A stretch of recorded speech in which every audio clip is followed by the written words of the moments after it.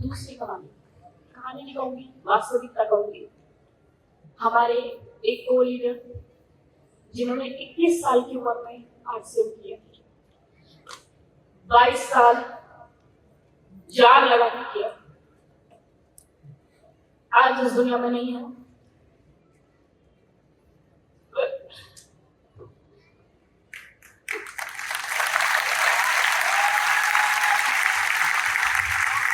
उनका छोटा बेटा भी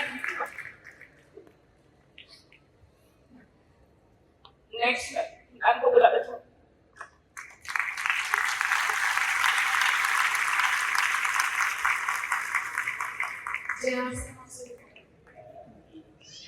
नाम शुभा रत्नेश, रायपुर छत्तीसगढ़ से बिलोंग करती हूँ। मैं रत्नेश जी की वाइफ हूँ, जो हमारे नए साथी हैं। या मैं ये बताना चाहूँगी, रत्नेश जी एक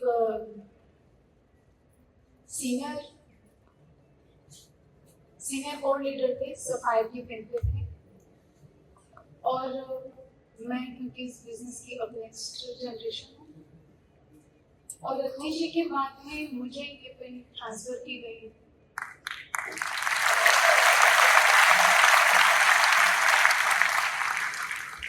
जब ये बिजनेस रत्नेश जी के जीवन में आया तो उनकी उम्र मात्र 21 साल थी। एक 21 साल के युवा ने इस चीज को निर्धारित किया कि किस तरह उन्हें अपने जीवन को बदलना है। उसका सबसे बड़ा शायद कारण ये था कि पारिवारिक जो इनकम थी उस समय मात्र 7,000 रुपए थी।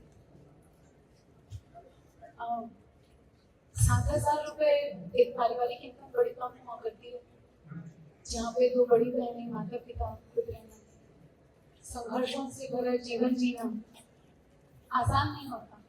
तभी शायद इतना मुश्किल काम रत्नेश जी कर पाए थे कि मात्र 21 साल की उम्र में वो ये निर्धारित कर चुके थे कि उन्हें ये बिजनेस करना, और इतनी शिद्दत से उन्होंने किया था। मात्र 3 महीने में रॉयल्टी में, 10 महीने में टेक्निकल और 5 साल में स्टार उठी करती। जितना प्राउड आप सबको ये सुनकर होता है, उससे कहीं ज्यादा प्राउड मुझे बोलने में होता है कि उन्होंने ये सब अचीव किया इतनी कम उम्र में। कितने सिंसियर और कितनी डेडिकेशन के साथ उन्होंने काम किया होगा, वो भी मैं सोचती हूँ तो लगता है इससे ज्यादा मुश्किल और कोई काम नहीं था कि एक युवा जो इस चीज में अपना जीवन बिता सकते थे कि मेरे खेलने खाने की उम्र है, मैं भी बाकी युवाओं की तरह मौज मस्ती में अपना जीवन निकाल सकता हूँ। इतने बचपन से संघर्ष देखा हूँ, और ऐसा संघर्ष भी देखा हूँ कि जहाँ अगर मुझे दिवाली मनानी है तो ये जरूरी है कि मुझे अपने घर के बाहर एक पटाखे का स्टॉल लगाना पड़ेगा, और होली मनानी है तो ये जरूरी है कि मेरे घर के बाहर रंगों का मैं स्टॉल लगाऊं, ताकि मैं अपने घर में उस रंगों बचे हुए रंगों से खेल पाऊं। ये परिवार की सच्चाई को एक्सेप्ट करते हुए उन्होंने ये इस तरह से काम किया। जिस दिन उनके जीवन में आरसीएम आया होगा ना, मुझे लगता है उस दिन भगवान पे उनकी नजर रही होगी।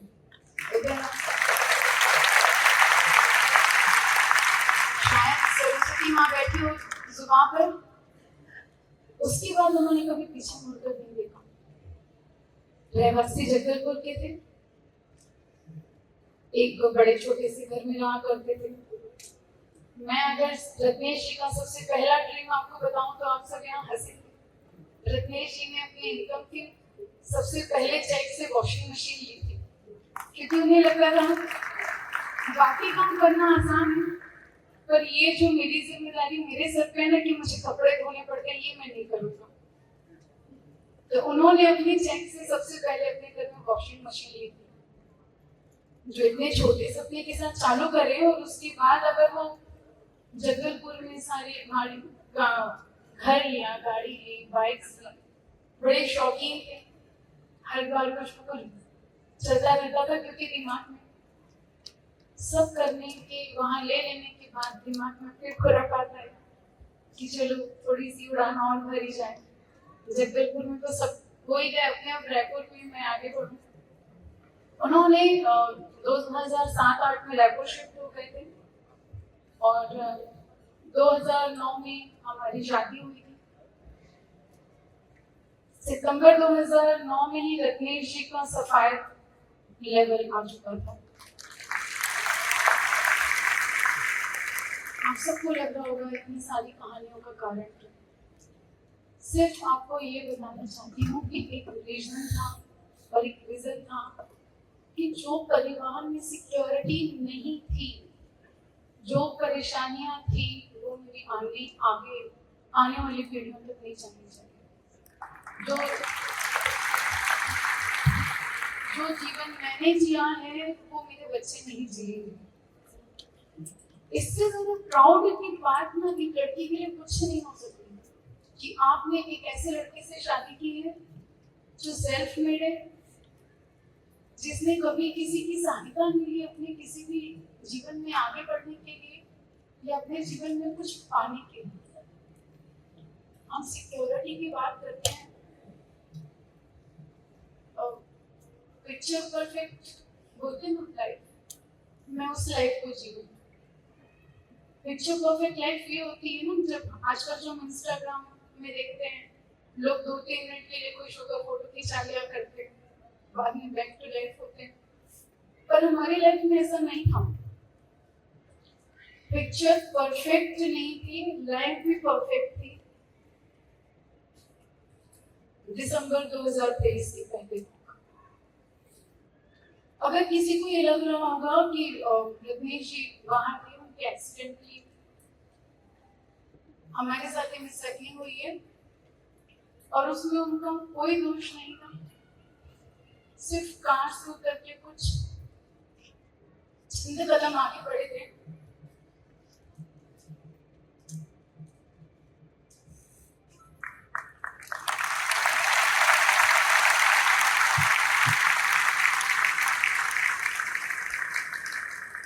और पीछे से किसी बाइक वाले ने किया था।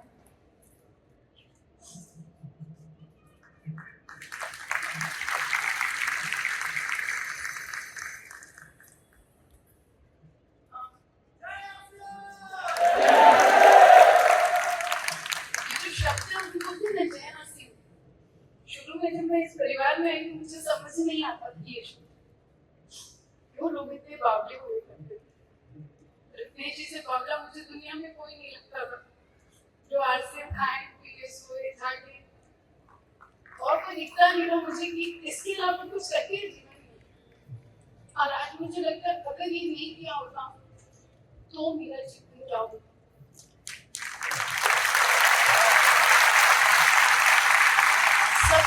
फाइनेंशियल सिक्योरिटी, लेकिन अगर मैं बात करूं फाइनेंशियल सिक्योरिटी उन जैसा इंसान जो इतना मेहनती था शायद कहीं से ला सकते थे, बिल्कुल ला सकते थे। उसके बाद ये मेंटल सिक्योरिटी मुझे मिलती, ये इमोशनल सिक्योरिटी मिलती जो आज मुझे मिली पूरे आरसी परिवार का। आप जैसे जो भी साथी, मैं सिर्फ यही कहना चाहती हूँ, जो भी साथी ये सोचते हैं ना क्यों करो, एक बार ये जरूर सोचिएगा आप जो भी काम कर रहे हैं क्या उसके बाद आपके परिवार के लिए, आपके बिजनेस के जो भी सपोर्टर्स हैं वो खड़े रहेंगे। क्या उनमें से कोई भी ऐसा रहेगा जो उनके बिजनेस को देखने के लिए, उनके उस काम को देखने के लिए वहां खड़ा रहेगा? मुझे ऐसे कोई जगह नहीं नजर आ रही थी उस कंडीशन में जहां मैं टोटली ब्लैंक थी और मुझे ये लग रहा था पाँव के नीचे से किसी ने पूरी जमीन खींच ली और कहा है कि अब खड़े रहो। तो ये जो हिम्मत मुझे मिली है ना कि खड़े रहो, ये मेरे परिवार ने मुझे खड़ा रखा। ये आरसीएम परिवार था जिन्होंने हर एक दिन मुझे सपोर्ट किया और मुझे कहने का कहीं कोई संकोच, कोई शर्मिंदगी नहीं है कि अगर मेरे सारे जो हमारे साथी थे अगर वो नहीं खड़े रहते तो शायद आज इतने लोगों के बीच खड़े होकर बोलने की मुझे हिम्मत भी नहीं है। ये हिम्मत आती है आरसीएम से। बहुत बहुत शुक्रिया, धन्यवाद पूरे परिवार का और बहुत तहे दिल से एक ही इच्छा है कि जो भी लोग पूरे दिल से, मेरी यही इच्छा है